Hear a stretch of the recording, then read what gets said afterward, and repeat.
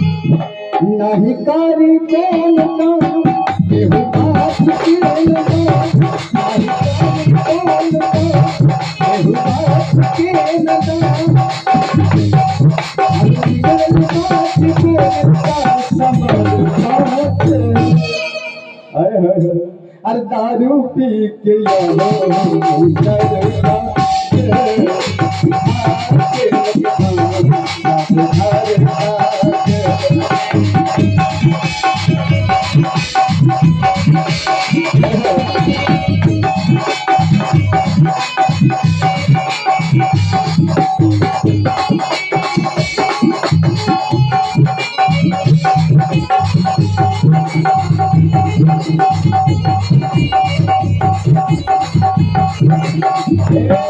देखिए हमारे मैया 51 रुपये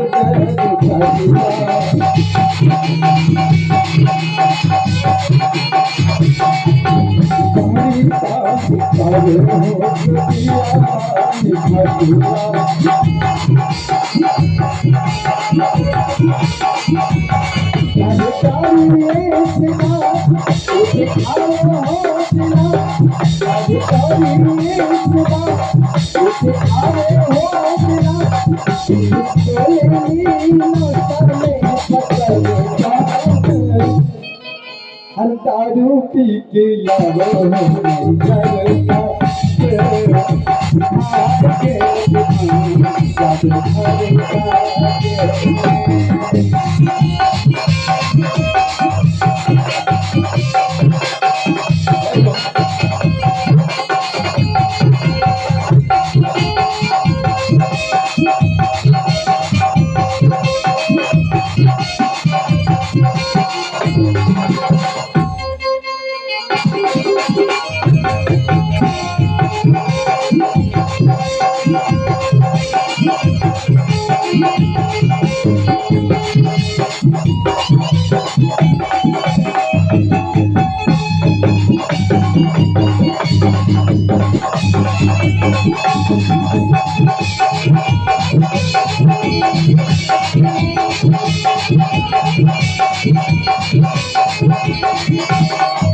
इसलिए चलिए बाबा नगरी में हम चलते हैं